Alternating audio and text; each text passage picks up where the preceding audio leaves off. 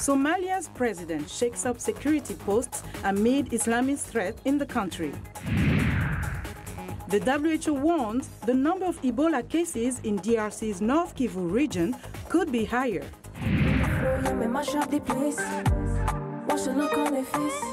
And in our Music Makers segment, R&B and Afrobeat artist Edna Munda live in studio. Africa 54 starts right now. Good evening, I'm Esther Githo. You are in for Vincent Makori. This is Africa 54. Tonight, as efforts to stamp out the deadly Ebola virus continue, the World Health Organization says it cannot be certain that all people exposed to the disease have been identified in the Democratic Republic of Congo's North Kivu region, where insecurity prevents aid workers from reaching some areas. The WHO says at least 1,500 people have potentially been exposed to the virus in North Kivu region, but it expects more people to become infected in the eastern part of the country beset by militia violence. More than 500 people, including health workers, have been vaccinated against the disease in Congo's latest outbreak. The WHO says there are a total of 78 confirmed and probable cases, including 44 deaths. The UN Health Agency says it has deployed more than 100 experts, including epidemiologists, to the town of Beni and Mangina to oversee tracing, vaccination, and safe barriers. But in line with UN security, there are so-called red zones near the epicenter of Mangina, which aid workers cannot enter due to insecurity. Somalia's president has named a new military supreme commander, a deputy head of intelligence services, and a head of presidential security in an effort to tackle Islamist militant threats in the country. According to state-run radio, President Mohamed Abdullahi has appointed Dahir Adan Ilmi as the commander of the Somali National Army, Fahad Yassin as deputy director of the National Intelligence Security Agency. Although no reason was given for the changes, the Horn of Africa country has been striving to overhaul its security forces, especially the army, that have drawn accusations of corruption from Somalia's international donors. Diplomats worry that without strong corruption-free security forces, Al-Qaeda-linked Al-Shabaab militants could be reinvigorated, destabilizing the region and offering a safe haven to other jihadist groups, including Islamic State. Malian President Ibrahim Boubacar Keïta faces an uphill struggle to turn back a surge in ethnic and Islamist militant violence. Keïta won a landslide victory in a runoff against opposition rival Soumaïla Cissé, giving him a second term. He now faces the giant task of lifting Mali out of a spiral of Islamist and ethnic bloodshed in the center and north, where attacks worsened in the months leading up to the vote, despite the presence of a United Nations peacekeeping force and French troops. Threats by jihadists forced nearly 500 polling stations, about 2% of the total, to stay closed during last Sunday's runoff elections. The security situation and the militants' ability to spread their influence to other West African countries is a concern to Western powers. Mali is also a main transit point for migrants trying to reach Europe via North Africa's shores. The president of Niger says the stability of Libya is key for the entire North Africa region. President Mahamadou Issoufou says if Europe wants to halt migrant boat arrivals on its shores from Africa, it must end the state of chaos in Libya. He made the remarks in Germany before meeting with Chancellor Angela Merkel. On Wednesday, Issoufou said in a statement that his administration wanted more European assistance for Niger in the fields of security and development.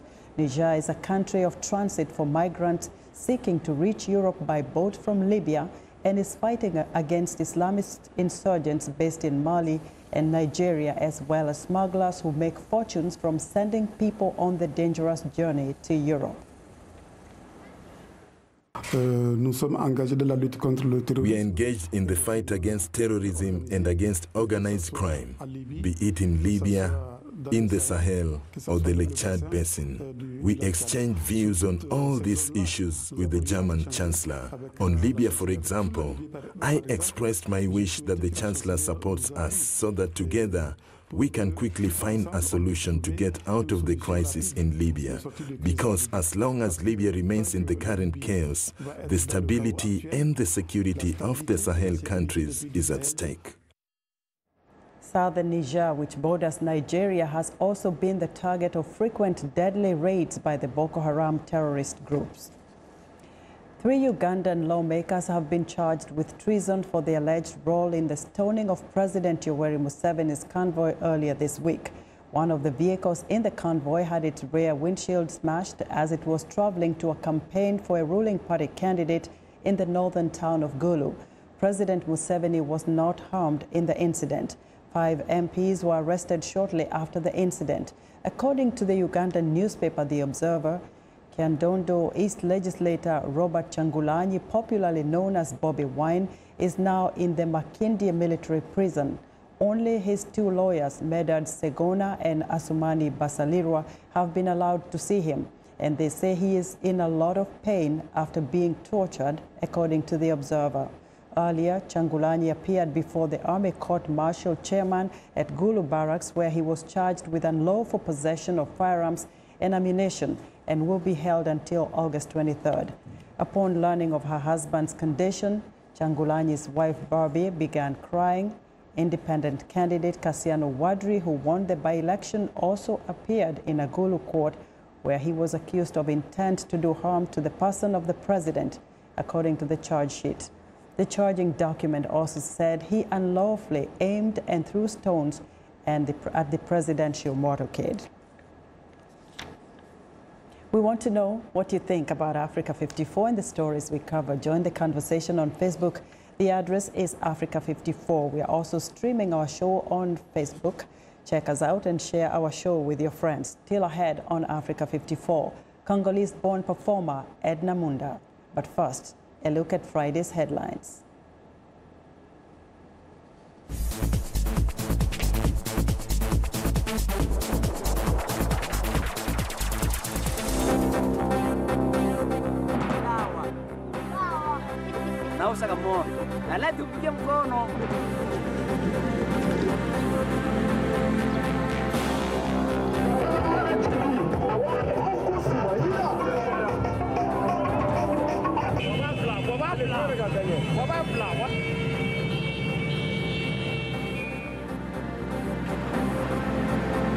Relaciones de amistad y cooperación entre la República de Guinea.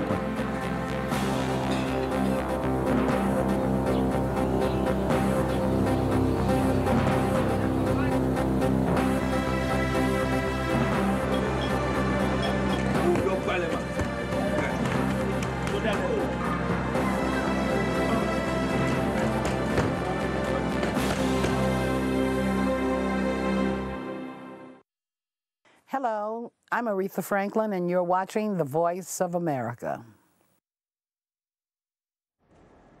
Of course, that was the Queen of Soul, Aretha Franklin, a few years ago during a visit here to VOA in Washington. We'll have more on her visit shortly. Meanwhile, tributes continue to pour in for her. Mourners of Aretha Franklin gathered at a Detroit church where her father was once pastor and where she began singing as a young woman. Throughout the evening Thursday, people strolled into the new Bethel Baptist Church to comfort one another and exchanged memories of Franklin, who died of pancreatic cancer at age 76 on Thursday. A woman who understood how important it was for women to stand up and be a woman, and you can still be a lady at the same time. Franklin was revered by fans as being the Queen of Soul for her strong gospel-inspired style of singing. To residents in her hometown of Detroit who followed her more than 50-year career, she was simply Aretha, or more personally, Ree. Now, a few years ago, here in Washington, Aretha Franklin stopped by VOA and sat down with our Larry London to talk about her wonderful career and how she came to work with certain artists and some of the music legends she wanted to work with in the future. Here's a short clip of that conversation. The album duets, with the Queen that you put out last year, you worked with so many tremendously talented people from music today, a fabulous collection. How do you pick who you're going to perform with, who you're going to record with? Over the years, you've done George Michael and Elton John, and the list goes on. How do you pick these artists to collaborate with? Well, a lot of times Clive would bring things to me. Sometimes the artist themselves will call, or it's someone that I would like to record with. So it can happen either one of those ways. Is there anybody that you haven't worked with yet that you would still like to? I would love to do something with Smokey, and love to do something with Stevie. And I very much wanted to do something with Oscar Peterson, but unfortunately he passed. God bless. And I'd love to do something with Herbie Hancock. And I have a favorite gentleman on the sax. His name escapes me right now, but he is so good. He is so good. Herbie knows who he is. Well, there's tremendously talented sax players. You know, Gerald Albright is one. Yeah, Gerald Albright is terrific. Yeah, there's He's a lot very of people. good. Now, of all the people you've worked with, do you have a favorite time or moment or song? It's hard to pick, probably. Yeah. So many babies. There have been so many. It's hard. It would be hard to say.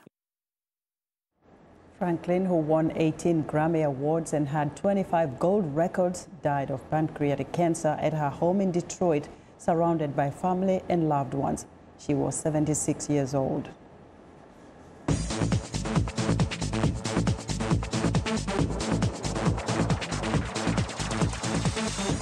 Grassroots organizing is the key to building a movement, and much of it today is done online. French President Emmanuel Macron built a winning majority in the French National Assembly with the help of digital tools from U.S. company Nation Builder. Michael Sullivan reports that politicians and non-profit groups are turning to technology to build support. Emmanuel Macron stunned the world when elected last year as president of France under the banner of a new party.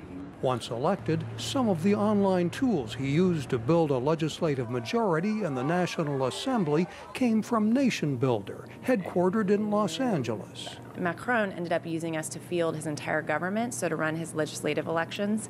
So there's people all over the world in 112 countries, political parties and political candidates, nonprofit organizations, small businesses, large businesses. Anyone who wants to mobilize support or spread a political message. Other companies or groups also provide online tools for activists. Nation Builder says it attracts people across the political spectrum, including Republicans in Maryland and the leader of Canada's New Democratic Party. The debate surrounding Brexit, the 2016 vote to withdraw Britain from the European Union, spurred activists on the Remain side to target supporters using Nation Builder. Send mailings digitally straight into that part of the country to set up a campaign group or support one that's already there or promote an action that's happening locally.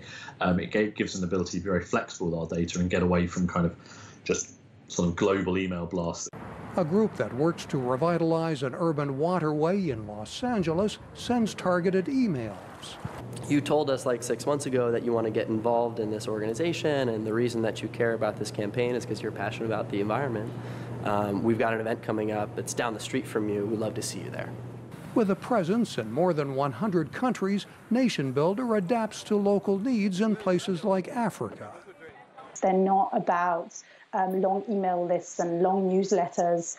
They want to be able to communicate with people on their smartphones because that's the biggest and most richest technology source that they have right now. Promoting a cause or building a movement, it is all about people, but the digital tools to connect them can be found today online. Mike O'Sullivan, VOA News, Los Angeles. Ugo Cole has been interested in art and design since he was a child. In college, he studied finance, but also took several jewelry making classes to satisfy his curiosity about this form of art and the history behind it.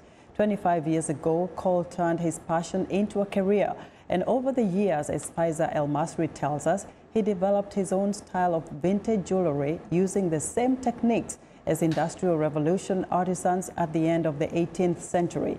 Faith Lapidus narrates. Hugo Cole's Museum of American Jewelry Design and Manufacturing in Harrisonburg, Virginia, is the culmination of his dream, preserving history while doing business. In the museum, he keeps all the old machines he's managed to find and salvage. Just sharing knowledge and information. Just based on that idea alone, I think people find this interesting and they're curious about it. And he was curious enough to learn how to maintain them and keep them functioning in his workshop.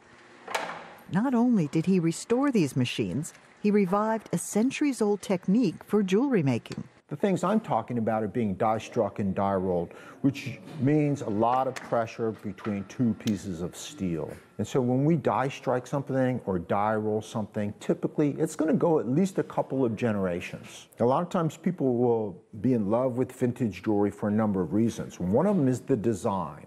The process of die-striking allows for tremendous detail.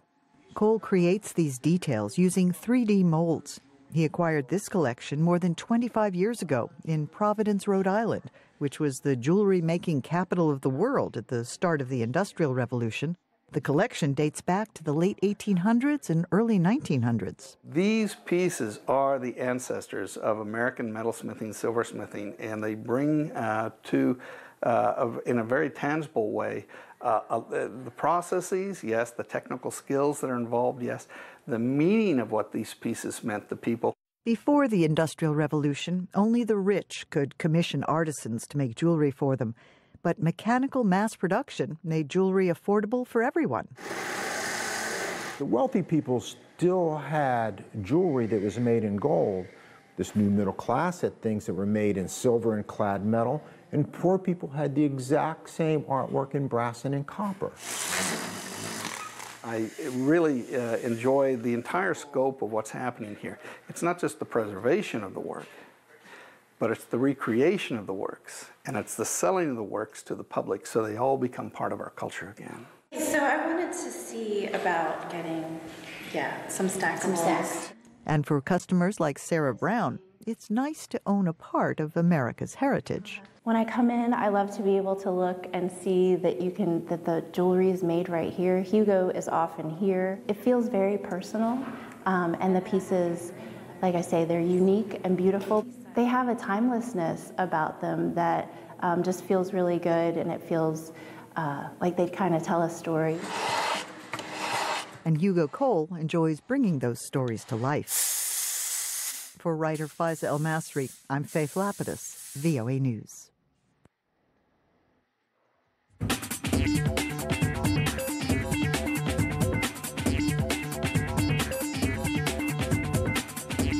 Welcome back to Africa 54. Here's what's trending. China's third annual World Robot Conference has kicked off in Beijing. German firm Fiesta showcased its semi-autonomous robotic bat. The robot files on a fixed track using a motion tracking camera. One of the most eye-catching exhibits was a bartending robot with an automated arm that can handle all the shaking, stirring, muddling, and garnishing necessary to make up a cocktail in just 1 minute. Another popular highlight at the conference is a life-size replica of Chinese former NBA basketball star Yao Ming, which entertains visitors by shooting hoops. And staying in China, a new generation of women from one of Asia's most distinctive ethnic minorities are choosing not to follow in the fashion footsteps of their ancestors. For hundreds of years, Kayan women in Burma have worn coiled bronze rings around their necks as a symbol of beauty in the area. Cultural analysts estimate there are now fewer than 100 long-neck women across the whole of Burma, falling from 300 to 400 such women in Shan and Kaya states alone several decades ago. With more awareness of how the practice crushes collarbones rather than extending necks, along with the discomfort during swallowing and the changing fashion tastes, young Kayan women are increasingly shunning the tradition. And finally, Sizo Hena is one of South Africa's top chefs, well known for celebrating African dishes on his cooking show, Rustic Chakula. This year, Hena took the plunge avoided by many young chefs and opened his own restaurant, Black Wine and Grow House, in Johannesburg. The eatery offers an exclusive pairing of South African wines and African cuisine with spins on international dishes. His ideas come from the world as far as part of favorite French cuisines and a mix of dried kernels, sugar beans, and potatoes from his own hometown.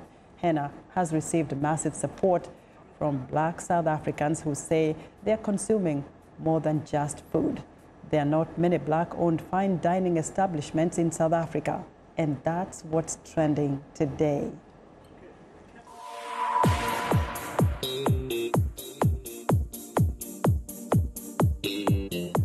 And it's Music Makers Friday, and today we're featuring a young African artist whose journey started in Central Africa before coming to the U.S. Edna Munda is an Afrobeat and R&B artist. She joins me now to tell us more about her musical journey. Edna, welcome to Africa 54. Thank you. Now, I'm just curious because I read a little bit about your bio. One of your parents is from Congo, the other one is from Burundi. You moved to Zambia, then to New York. Did all this, making you an international child in the first place, did that inspire you to start singing? Yes. A lot of things led me down that path because you're introduced to so many different styles of music, and it just inspires different tastes. And then once I met my husband, who's a producer, he got me into music, and it was. And now you're doing what you're supposed to be doing. So one of your hit, musical videos is a mashup. Tell me a little bit about Mashup. Mashup was a song written by one of my friends who's a songwriter in New York. And he sent over the beat with the lyrics, and I thought it was genius. So we recorded it and worked on the video, and it was a long process, but it went so smooth, and I'm excited to be here to share that. Did you shoot the video in New York? Did you shoot it around here in DC? We shot it in DC, actually. So how do you mix the Afrobeat and R&B? Well, it's a time when everybody's doing that. The Justin Biebers, everybody in America is enjoying Afro, so it's a perfect time to mix this culture with back home. You know what I would like to see? Let's show the viewers a little bit of that mashup video. Let's take a listen.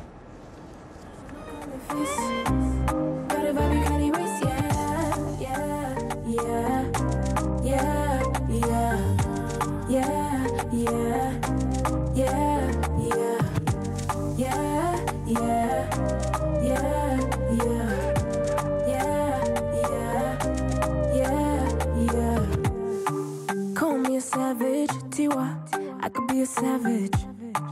When I step out, I'ma always push through, if you know what I mean. Everything nice, I'm a wally, but I can't get in between. Everything nice, I'm a wally, but I can't get in between. If you don't know by now, I'm the one with the crown. You should know by now, I've been running this town. If you don't know by now, I'm the one with the crown. You should know by now, I've been running this town. Make no mistake, when I step on the floor, yeah, me mash up the place. Watch the look on their face, got a vibe you can't erase, yeah. Make no mistake, when I step on the floor, yeah, me mash up the place. Watch the look on their face, got a vibe you can't erase, yeah. Amazing, Edna. This is so nice. I have to see the whole of it, you know. So, but you just mentioned Justin Bieber, and I'm wondering, are you thinking about doing a sort of collaboration with an American artist at any point soon? So many artists. Justin Bieber is one of the people I really Who would be the first one that you would pick to do a collab with? The first person? Probably Akon, because he does so much for Africa too. Akon. But he's an American artist also. He has a Ghanaian background, I think, something like that. But he does. Okay. What about, what are you working on currently? I'm working on my EP right now, which is an extended play. It'll have about 10 songs on it, and we'll be releasing that in a couple months. A couple of minutes. Where do you see yourself in the next 2 years in the music industry? More television shows. Television? Television and award shows, and just at the highest level I can do this music. You're doing a great job, and I think we're going to have to owe our viewers a little more time to see this mashup video, right? Yeah. I hope you can come back and perform for us live. I hope so. Yes. I would love to. We'll try to make time for that. Oh, Edna, thank you very much for being on Africa 54. Thank you for having me.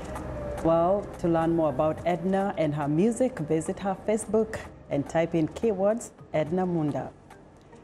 And we leave you now with Edna's mashup video from all of us here in Washington. Have a great weekend.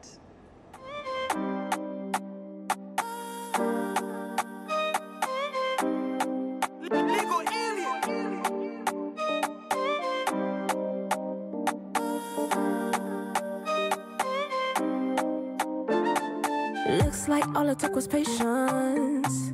A little practice, got it mastered. No, I can't keep them waiting.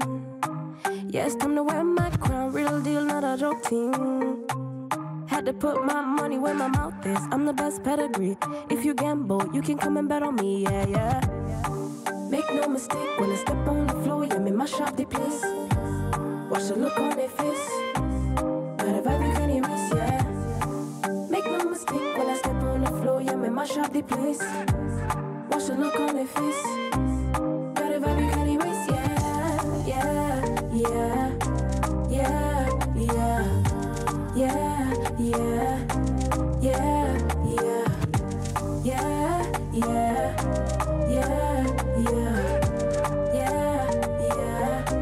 yeah, yeah.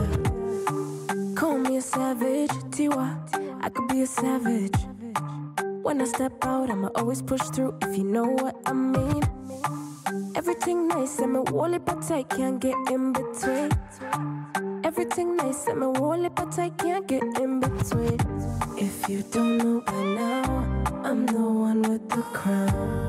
You should know by now, I've been running this town. If you don't know by now, I'm the one with the crown.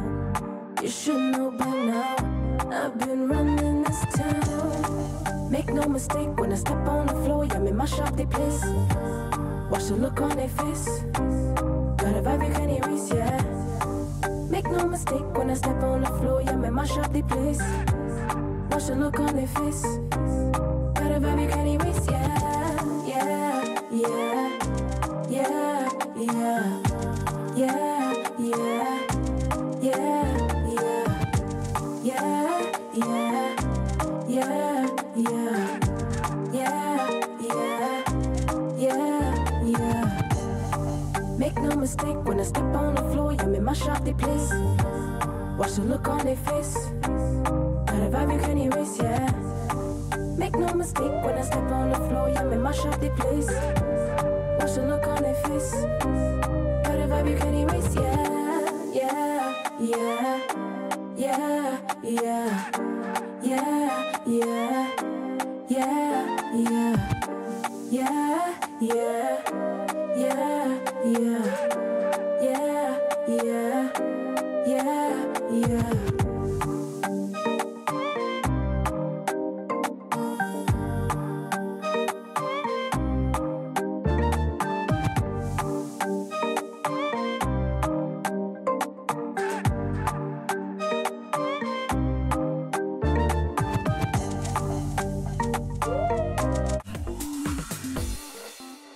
Welcome to English in a Minute. Lots of items are made from gold, like jewelry, coins, and medals. Golden opportunity. This sounds like a strange thing to be made of gold. Jonathan, are you as excited as I am about the holiday next week? I might be more excited. The holiday is a golden opportunity for me to catch up